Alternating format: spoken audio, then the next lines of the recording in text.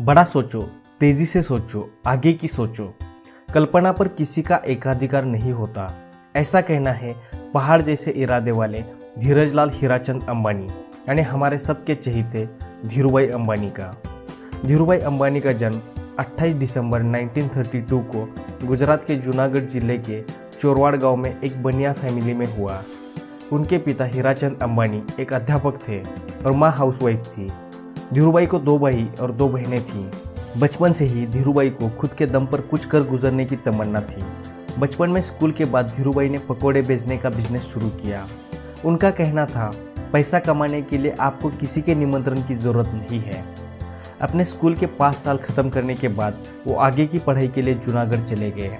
वैसे पढ़ाई में धीरूभाई ज़्यादा तेज तो नहीं थे, पर जूनागढ़ जाने के बाद उनका नेतृत्व गुण और आत्मविश्वास पहली बार दिखाई दिया। जूनागढ़ का नवाब स्वतंत्र भारत में विलीन होने के लिए तैयार नहीं था, इसलिए उसके खिलाफ आंदोलन चल रहा था। उस आंदोलन में धीरूभाई ने हिस्सा लिया। धीरूभाई के ऑर्गेनाइजेशन स्किल और भाषण से प्रजामंडल बेहद खुश हुआ। इस आंदोलन के बाद जूनागढ़ स्वतंत्र भारत का हिस्सा बन गया। राजकारण और समाजकारण की तरफ आकर्षित हुए 16 साल के धीरूभाई अब इंडस्ट्री के माध्यम से इंडिया को प्रगत और सुपर पावर बनाने का सपना देखने लगे। पिताजी अध्यापक होने के बावजूद धीरूभाई का मन पढ़ाई में नहीं था। मैट्रिक खत्म होने के बाद धीरूभाई ने पढ़ाई को अलविदा कहा। जब उनके पिता की तबीयत खराब हुई तो घर में इकोनॉमिकल प्रॉब्लम शुरू हुई, इसीलिए धीरूभाई अंबानी ने शुरू में एक पेट्रोल पंप पर काम किया, पर बाद में और पैसे कमाने के लिए वो एडन यमन चले गए, जो कि दुनिया का सबसे व्यस्त पोर्ट था। वहाँ धीरूभाई को एक ट्रेडिंग कंपनी में क्लर्क की नौकरी मिली। इस संधि का धीरूभाई ने अच्छा इस्तेमाल किया और फॉर्मल एजुकेशन छोड़ने के बाद भी सीखना शुरू रखा। अपने काम को अच्छे से करने के साथ ही धीरूभाई ने वहाँ पे commodity trading, import export, wholesale merchandising, sales और डिस्ट्रीब्यूशन, मार्केटिंग, ये सारी चीज़ें सीखी। दुनिया के अलग अलग देशों के लोगों से उन्होंने currency trading, book keeping, accounting और लीगल डॉक्यूमेंट्स ड्राफ्टिंग भी सीख लिया। 1954 में धीरूभाई अंबानी की शादी कोकिलाबेन से हो गई। एडन में उनका अच्छा काम देखकर कंपनी के डायरेक्टर ने उनका प्रमोशन शेल ऑयल रिफाइनरी में कर दिया। वहाँ पर उन्होंने ऑयल ट्रेडिंग सीख लिया। अब धीरूभाई अंबानी ने एक नया सपना देखा, खुद की ऑयल रिफाइनरी बनाने का सपना। धीरूभाई अंबानी का मानना था, अगर आप सपनों को देखोगे तभी उन्हें पूरा कर पाओगे। 10 साल एडन में काम करने के बाद धीरूभाई अपने देखे हुए सपनों को पूरा करने के लिए इंडिया वापस आ गए। उन्हें खुद की और देश की खूब तरक्की करनी थी। 1958 में जब धीरूभाई अंबानी इंडिया वापस आए तब उनके पास सिर्फ 500 रुपये थे। हालांकि उस ज़माने में 500 रुपये बहुत बड़ी रकम थी, पर एक बड़ा बिजनेस खड़ा करने के लिए ये इन्वेस्टमेंट बहुत छोटी थी। इसीलिए धीरूभाई ने अपना छोटा किराना या कपड़े का दुकान शुरू करने के बारे में सोचा। बाद में उन्होंने सोचा कि क्यों ना कुछ और बड़ा किया जाए। इसीलिए धीरूभाई अंबानी ने एडन में जो कॉन्ट्रैक्ट्स बनाए थे उनसे संपर्क किया और उनसे कहा, मैं इंडिया से अच्छी क्वालिटी की शुगर और मसाले एक्सपोर्ट करना चाहता हूँ और वहाँ से कपड़ा इंपोर्ट करना चाहता हूँ, क्या आप मेरी मदद करेंगे? वहाँ से पॉजिटिव रिस्पांस आने के बाद धीरूभाई ने बिजनेस जगत में अपना पहला कदम रखा। उन्होंने अपने चचेरे भाई चंपकलाल दमाजी के साथ मिलकर 15,000 रुपये की इन्वेस्टमेंट करके रिलायंस कमर्शियल कारपोरेशन नाम की कंपनी शुरू कर दी। यह कंपनी कम से कम कीमत पर इंडिया से अच्छी क्वालिटी की शुगर और मसाले एक्सपोर्ट करती थी और कपड़ा इंपोर्ट करती थी। धीरूभाई का ध्यान कम मुनाफा लेकिन ज़्यादा क्वांटिटी पर था। जल्द ही उनकी मेहनत रंग लाई और उनकी कंपनी का टर्नओवर 10 लाख प्रति साल हो गया। धीरूभाई के सपने बड़े थे। जल्द ही उन्हें समझ आ गया कि इस बिज़नेस से वो और आगे नहीं जा सकते, उन्हें कुछ और बड़ा करना चाहिए।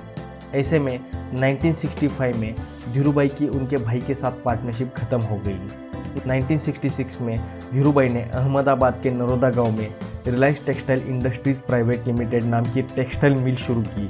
वर्ल्ड बैंक के टेक्निकल टीम के अनुसार इस मिल की टेक्नोलॉजी बाकी प्रगत देशों से भी बेहतर थी, पर धीरूभाई के सामने बहुत मुश्किलें आई। उनके मिल में बना पॉलिस्टर का कपड़ा कोई भी दुकानदार बेचने के लिए तैयार नहीं था। इसलिए धीरूभाई ने होलसेलर और रिटेलर का मुनाफा काट के कम कीमत पर उनका कपड़े का ब्रांड विमल खुद ही बेचना शुरू किया। जल्द ही विमल ब्रांड के कपड़े हर हिंदुस्तानी पहनने लगा। जल्द ही रिलायंस का टर्नओवर 700 मिलियन यानी 70 करोड़ प्रति साल हो गया। बहुत सारे लोगों के लिए ये चांद छूने जैसा था, पर धीरूभाई के लिए ये तो बस शुरुआत ही थी। 1977 में धीरूभाई ने अपनी कंपनी को पब्लिक बना डाला और शुरू में 58,000 इन्वेस्टर्स से कैपिटल जमा किया। जल्द ही इन इन्वेस्टर्स की संख्या बढ़कर 33 लाख हो गई। अब रिलायंस दुनिया की सबसे बड़ी शेयर होल्डर वाली कंपनी बन गई थी। बाकी कंपनी की सालाना मीटिंग होटल के किसी कमरे में बुलाई जाती थी, पर रिलायंस की सालाना मीटिंग स्टेडियम पर बुलानी पड़ती थी। कंपनी को पब्लिक बनाने के बाद रिलायंस दिन दूनी और रात चौगुनी तरक्की कर रही थी। कंपनी के साथ साथ धीरूभाई की फैमिली भी बढ़ रही थी। धीरूभाई को 2 बेटे और 2 बेटियां हुई, जिनकी देखभाल उनकी पत्नी कोकिलाबेन अंबानी करती थी। 1985 में रिलायंस टेक्सटाइल इंडस्ट्री का नाम बदलकर रिलायंस इंडस्ट्री रखा गया। 1986 में धीरूभाई के जीवन में एक और बड़ी मुश्किल आई। उन्हें पैरालिसिस का अटैक आया, पर मुश्किलों से डरे वो धीरूभाई कैसे। 1990 से धीरूभाई की सोच से रिलायंस अलग अलग सेक्टर में अपने पैर जमाने लगी। 1990 में रिलायंस फार्मा शुरू हुई।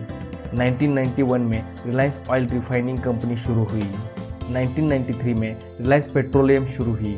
1995 में रिलायंस ने टेलीकॉम सेक्टर में एंट्री कर दी और 1998 में रिलायंस ने उनकी एलपीजी सर्विस शुरू की। 24 जून 2002 में धीरूभाई को दूसरा अटैक आ गया, जिसकी वजह से उन्हें मुंबई के ब्रिज कैंडी हॉस्पिटल में एडमिट किया गया। पर यह अटैक बहुत बड़ा था। धीरूभाई 1 हफ्ते से ज़्यादा कोमा में चले गए। 6 जुलाई 2002 में धीरूभाई का स्वर्गवास हो गया। 2002 के फोर्ब्स मैगजीन के आंकड़ों के अनुसार धीरूभाई अंबानी दुनिया के 138वें अमीर आदमी थे। उनकी कुल संपत्ति 2.9 बिलियन अमेरिकन डॉलर यानी 18,000 करोड़ रुपए थी। चलिए धीरूभाई अंबानी के विचारों पर एक नज़र डालते हैं। Think big, think fast, think ahead. Ideas are no one's monopoly. You do not require an invitation to make profit. Meeting the deadline is not good enough. Beating the deadline is my expectation. Our dream have to be bigger, ambitions higher, commitments deeper, and efforts greater. If you can dream it, then you can do it. Do not accept defeat. Challenge negative forces. Till my last breath, I will work. Work is my worship. दोस्तों, ये थी धीरूभाई अंबानी की कहानी।